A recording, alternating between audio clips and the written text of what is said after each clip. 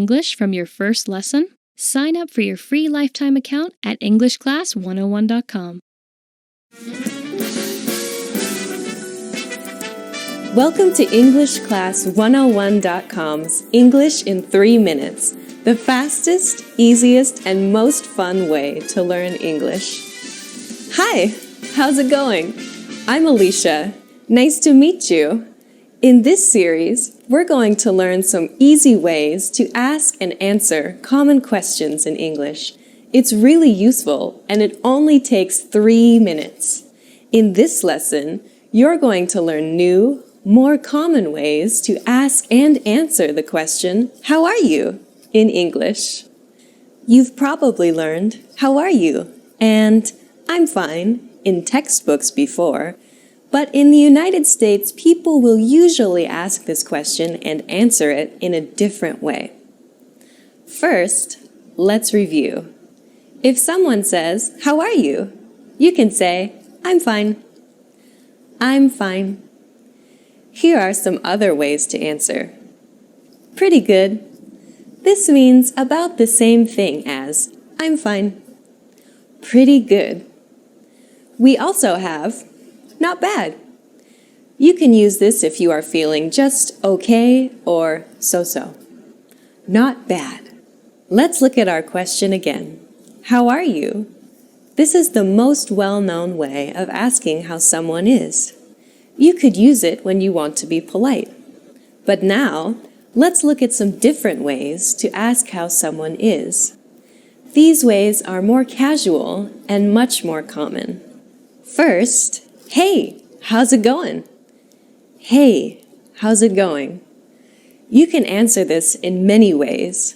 If you're feeling good, you can say, good. Good. Pretty good. Pretty good. Not bad. Not bad. Once more, good. Pretty good. Not bad. Here's a tip. Even though these answers mean the same thing as "I'm fine," you can't answer "How's it going?" with "I'm fine." It will sound a bit strange. If you're not feeling good, you can say "Not so good." Not so good. Not great. Not great. Or not so well. Not so well. Be careful. If you say one of these, the other person will usually ask, "Why? What's wrong?" to be polite. Then you will have to explain. Another casual but very common version of "How are you?" is "What's up?" What's up? To reply, use a cheerful voice as you say, "Not much," "Not much," or "Nothing much," "Nothing much." This means you're free and able to chat. Since "what's up" is just another way of saying hello, you can also reply with "hey" or "hi." Now it's time for Alicia's advice. A lot of the time, when we ask questions that mean "how are you?" in English, we're not actually asking about the other person's health.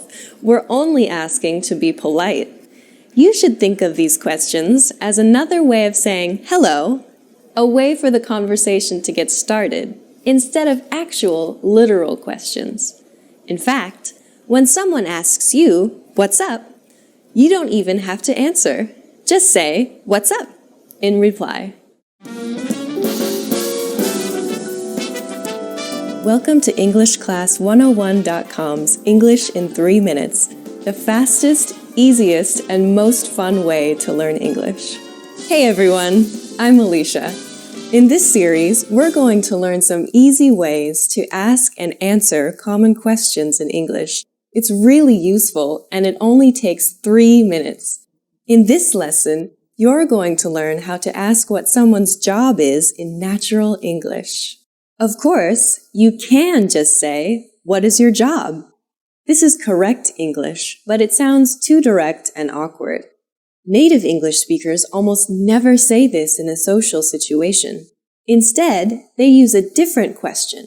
But before we master that, we need to compare it to a very similar question. What are you doing? I'm presenting a video about English. What do you do? I'm an English teacher. Do you see the difference? These two questions, what are you doing, and what do you do, sound similar but mean different things. The first one is asking what you are doing right now, this minute. You answer it using an ing verb. What are you doing? I'm reading. I'm watching TV.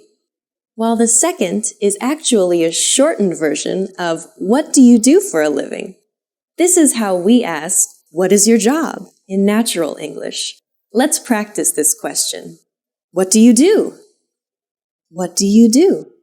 When native speakers of English ask this question, it can come out very fast and sound more like, what do you do? In order to tell it apart from, what are you doing? Just listen for the ing sound on the end of the question. If it's not there, then you're being asked what your job is. So how would you answer this question? Just think of it as if the other person is asking you, what is your job? You could answer with, I am, plus your job. I'm a teacher. I'm a teacher. Or, I'm an engineer. If you want to learn more job names, go to EnglishClass101.com and check out the core word lists. These cover job vocabulary and more, and include a picture and audio to help you perfect your pronunciation. You can also mention the place that you work at, starting with, I work at. I work at a hospital. I work at a hospital. I work at a law firm. I work at a law firm. If you work for a big company that is well known, you can say, I work for, and then the name. I work for Microsoft. I work for Microsoft. I work for the New York Times. I work for the New York Times. Now it's time for Alicia's advice. When you ask the question, what do you do? And the other person tells you their job, it's polite to make some kind of positive comment about his or her job. For example, how interesting, or that must be exciting, or even, oh, really? Remember to sound sincere. Welcome to EnglishClass101.com's English in 3 minutes, the fastest, easiest, and most fun way to learn English. Hey everyone, Alicia here. In this series, we're going to learn some easy ways to ask and answer common questions in English. It's really useful and it only takes 3 minutes. In this lesson, you're going to learn how to ask what someone's hobbies are without using the word hobbies. You've probably seen the question, do you have any hobbies? Or, what are your hobbies? In an English textbook before. However, native English speakers almost never use the word hobbies when asking about them. A much more natural way to ask the same question is, what do you do for fun? Let's practice this question. What do you do for fun? What do you do for fun? You can also ask, what do you do in your free time? What do you do in your free time? So how would you answer this question? Let's look at how native speakers would do it. The easiest way is to say, I like to, or just, I like, followed by what you like to do. For example, if you like watching movies, you could say, I like to watch movies, or I like watching movies. I like to watch movies. Or, I like watching movies. And if you like golf, you could say, I like to play golf. Or, I like playing golf. I like to play golf. Or, I like playing golf. You can emphasize how much you like your hobby by adding a word like really in front of like. For example, I really like watching movies.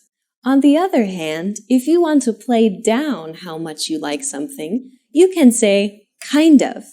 For example, I kind of like playing tennis. Now it's time for Alicia's advice. If you don't have any special hobbies or don't want to be specific, a good way to reply is, I like hanging out with my friends and stuff like that. I like hanging out with my friends and stuff like that. Just use I like and add hanging out with my friends and then add and stuff like that. Welcome to English Class 101.